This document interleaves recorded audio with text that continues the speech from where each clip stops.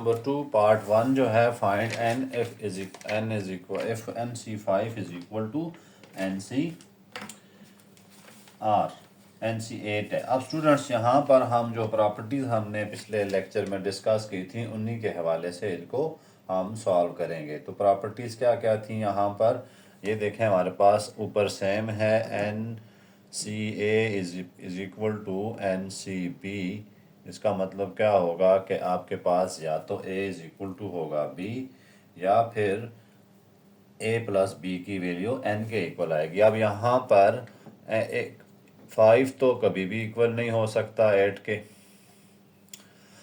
Therefore जो ये property देखें तो इसमें क्या होता है, या तो a is equal to b होता है या फिर a plus b is equal to n होता है। अब a तो b के इक्वल यहाँ पर है नहीं है, इसलिए जो n किसके इक्वल आ जाएगा 5 प्लस 8 के। इस प्रॉपर्टीज़ को ही आपने मद्देनज़र रखना है। इसी तरह पार्ट 2 की तरफ चलते हैं। प्रॉपर्टीज़ से भी अगर आपने अच्छी तरह से वो लेक्चर समझा है प्रॉपर्टीज़ वाला, तो फिर आपके लिए आप सबसे पहला काम देखा करें प्रॉपर्टीज़ इस यूज़ हो रही है कि नहीं हो रही, उसके बाद ये आपके लिए कुछ मुश्किल नहीं होगा। नेक्स्ट 2-3 क्वेश्चन हैं, ये पहले पार्ट हैं, इसके सारे के सारे प्रॉपर्टी से हो रहे हैं। N C 15 is equal to n C 7। अब यहाँ भी यही प्रॉपर्टी यूज़ हो रही है। ऊपर देखें एन एन और नीचे क्या है हमारे पास डिफरेंट चीज़ें हैं। तो फिर हम प्रॉपर्टी ये वाली लगाने की कोशिश करते हैं। यहाँ पर क्या आ जाएगा 15 plus 7 is equal to n आ जाना, यानी एन हमें फाइंड करना है ना, तो एन इज इक्वल टू 22।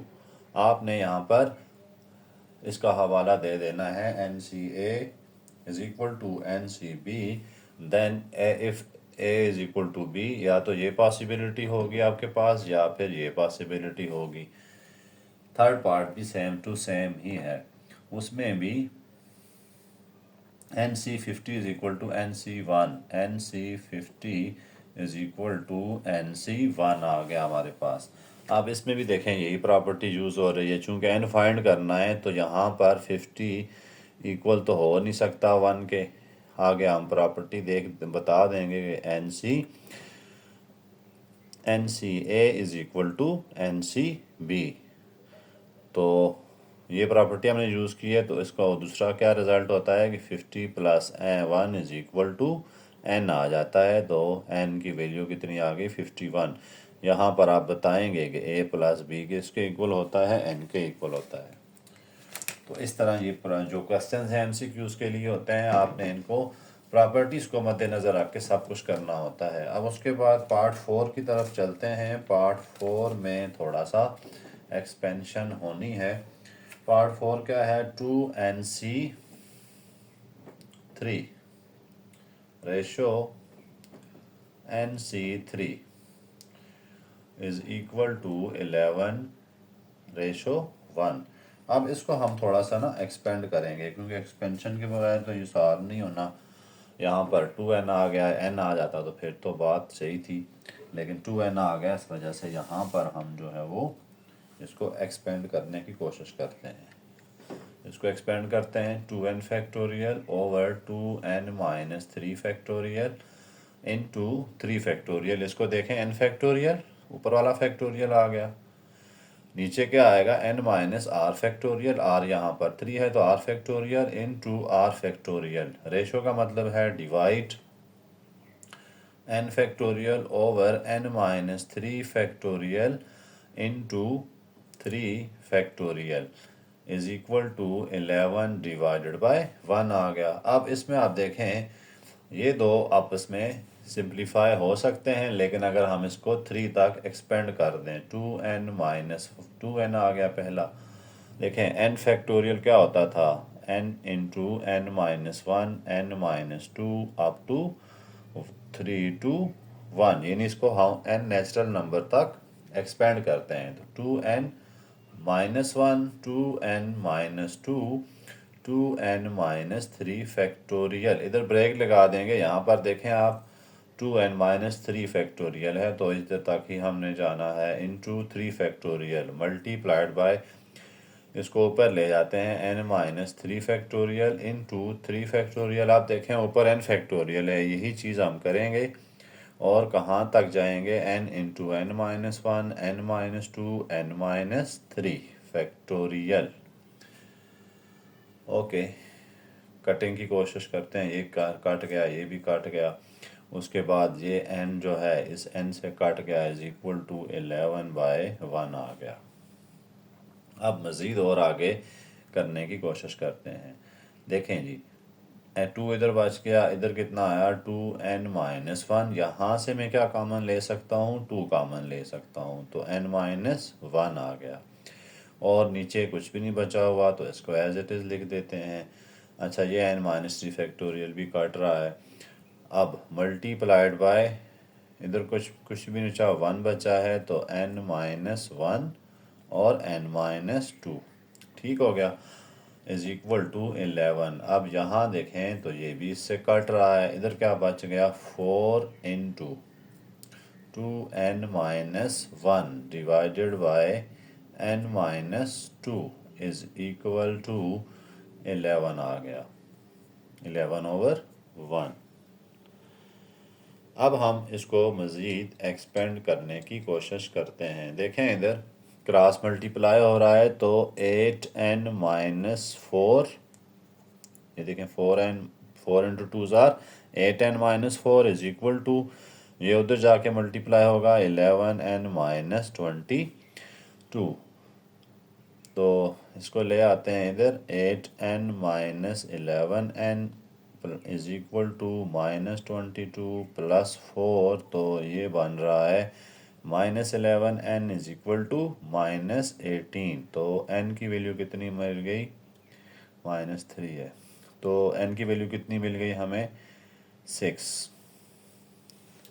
तो इस तरह से ये सिंप्लीफाई होते हैं, बहुत आसान से हैं। अगर आपने पिछली एक्सरसाइज जो है वो अच्छी तरह से की हुई है, तो इस एक्सरसाइज में आपको कुछ भी मसला नहीं है। जस्ट आपने बड़े फैक्टोरियल छोटे फैक्टोरियल तक लेके जाने हैं, सिंप्लीफाई करने हैं, और इन क्वेश्चंस में कुछ भी नहीं है। आपको स्टेप्स तो कभी भी नहीं भूलने वाले। ये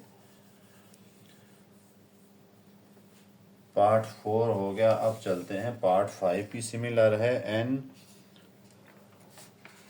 NC6 रेशो n-3 C6 3 है, इज इक्वल टू 33/4, 33/4। अब देखें यहाँ रेशो आ गया, वही काम है, डिवीजन में कन्वर्ट करेंगे। पहले इसको ओपन कर देते हैं, n factorial over n-6 factorial into 6 factorial आ गया। डिवीजन लगा देते हैं यहाँ पर, n-3 फैक्टोरियल ऊपर आ जाएगा, नीचे क्या आ जाएगा, n-3 factorial into 3 factorial is equal to 33 divided by 4। मज़ीद इसको ये देखें, ये बड़ा और ये छोटा है, तो इसको हम एक्सपेंड कर सकते हैं, n-1 n-2 n-3 factorial divided by n-6 into 6 factorial is equal to n। इसको रिवर्स कर देते हैं। देखें n-3 कितना हो जाएगा, n-6, तो मैं इसको ऊपर लेके जा सकता हूँ, इंटू 3 फैक्टोरियल भी कर सकता हूँ, डिवाइडेड बाय n-3 फैक्टोरियल। ये आप देख सकते हैं n-6 फैक्टोरियल से कट रहा है, यहाँ फैक्टोरियल था, ये n-3 n-3 फैक्टोरियल से काट सकता है, इज इक्वल टू क्या है, 33 डिवाइडेड बाय 4। ओके, अब यहाँ पे n इंटू n-1 का मतलब है n² माइनस n, और n-2 इधर कुछ भी नहीं बचा, नीचे क्या बचा हुआ है, 6 फैक्टोरियल मल्टीप्लाइड बाय, उधर क्या बचा हुआ है, 3 फैक्टोरियल, नीचे कुछ भी नहीं है, तो is equal to 33 divided by 4। अब जहाँ नज़र आ रहा है 6 फैक्टोरियल को मैं ओपन करूँगा और 3 फैक्टोरियल को ओपन करूँगा। 6 फैक्टोरियल 720 होता है और 3 फैक्टोरियल 6 होता है, तो इसको भी हम ओपन कर लेते हैं।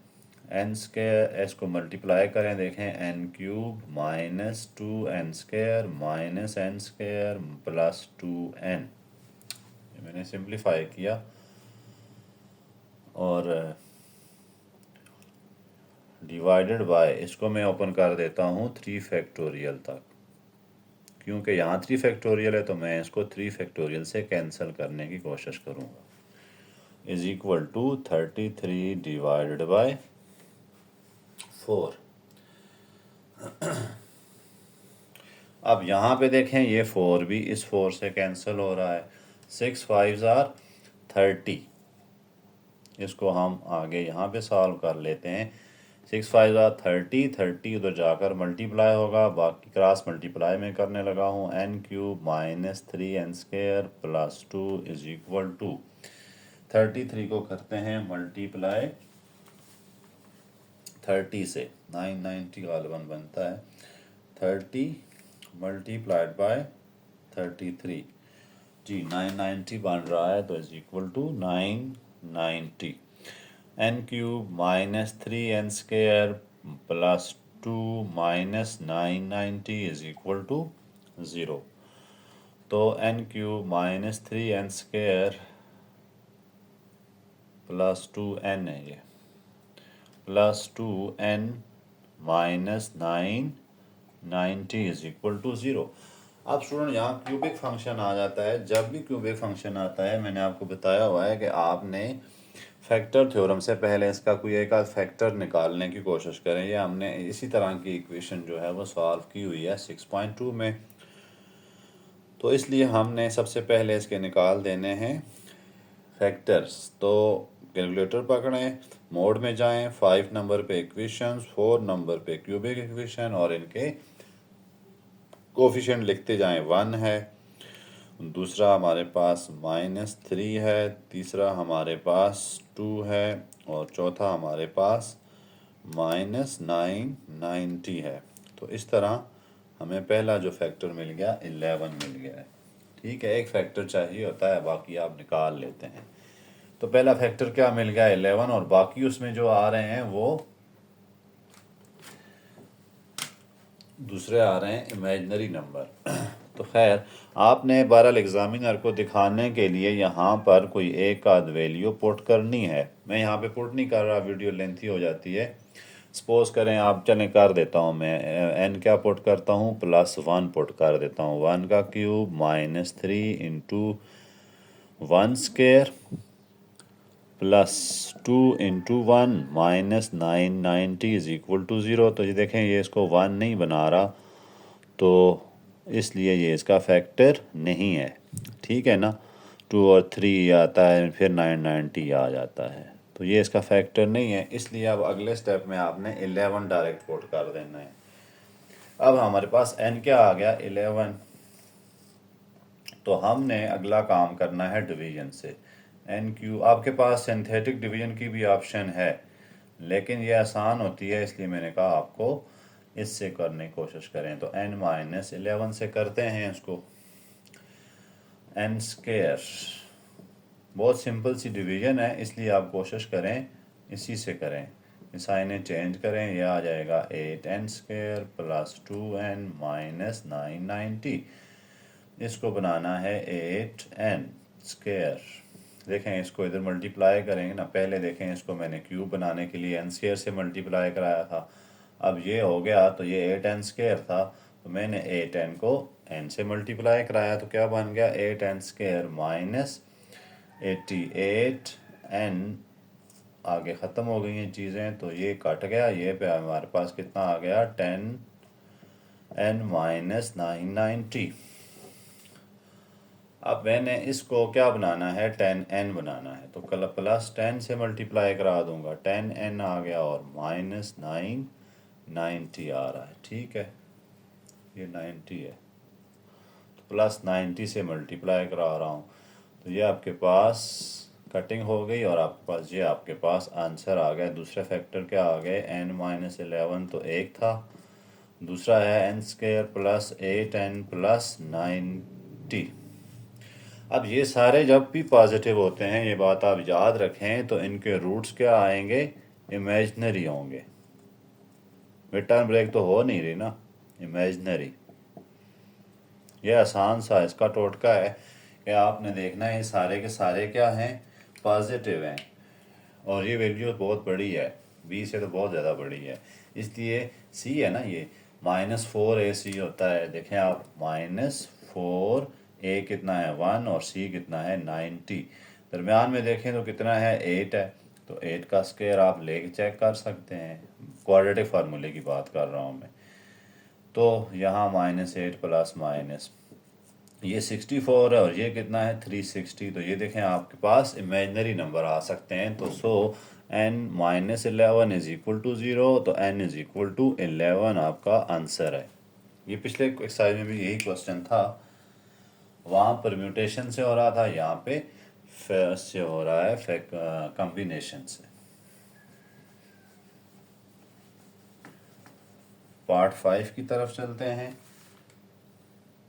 पार्ट 5 तो हो गया, पार्ट 6 की तरफ चलते हैं। 2n combination 3, 2n combination 3 ratio 15 combination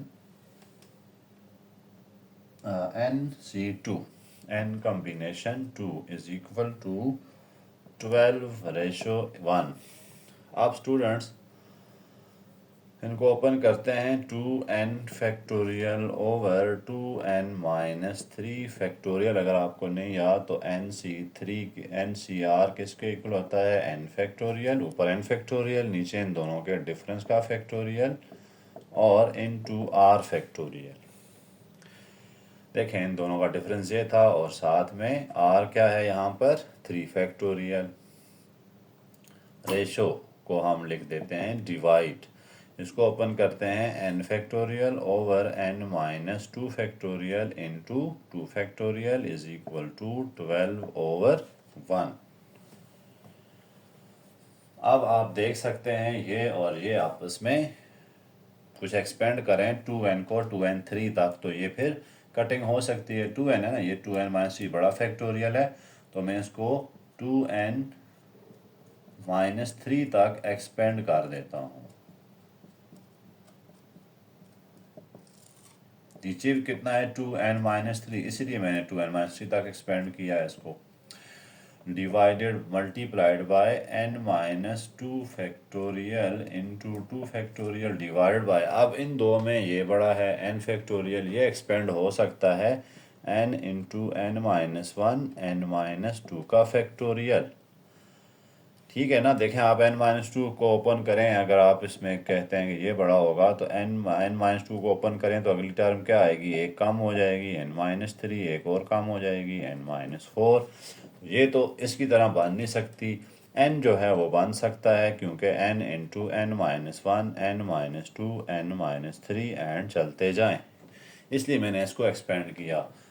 अब कटिंग का मरहला आ गया, इज इक्वल टू 12 आ गया, ये उसके बाद 2n माइनस 3 इससे काट रहा है। आगे चलते हैं 2n, n भी हम n से कैंसिल कर सकते हैं, 2 बच गया, 2n माइनस 1, 2 इसमें से कॉमन ले लें, 2 इंटू n माइनस 1, ताकि इससे भी सिंप्लीफाई हो रहा था इसलिए मैंने किया। इसको क्या करते हैं 2 फैक्टोरियल तक, इसकी वजह से ओपन कर रहा हूँ मैं, यहाँ 2 फैक्टोरियल यहाँ 3 फैक्टोरियल, तो मैं इसलिए ओपन कर रहा हूँ। तो 2 फैक्टोरियल ओवर n माइनस 1, अब देखें ये इससे कैंसिल, और n माइनस 1 से कैंसिल इज इक्वल टू 12। ये दो 2 और 2 क्या हो रहे हैं 4 into 2n minus 1 is equal to, ये बच गया है मेरे पास 3 जो है उधर जाके 12 से मल्टीप्लाई होगा 36। अब 4 भी इससे कट हो रहा है, कितना बन रहा है 9, तो कितना बचा जी 2n minus 1 is equal to 9, और 2n minus 1 is equal to 10, sorry उस तरफ गया तो 9 प्लस 1 कर लेता हूँ। 2n इसी तरह 2n इज इक्वल टू 10 और n is equal to 10 by 2, n is equal to 5 आ गया। ठीक है, तो इसमें थोड़े से मैं स्टेप शॉर्ट इसलिए कर रहा हूँ क्योंकि आपने पिछली 2 एक्सरसाइजें कर चुके हैं। मैं इसलिए हर चीज़ एक्सप्लेन इसमें नहीं कर रहा कि ये मैंने क्यों कॉमन लिया, इसकी वजह से कटिंग की वजह से कॉमन लिया, इससे नहीं ले सकता था, यहाँ से मैं ले सकता था। तो इस तरह हमारा क्वेश्चन नंबर 3 जो है 2 ख़त्म हुआ। अब हम चलते हैं क्वेश्चन नंबर 3 की तरफ।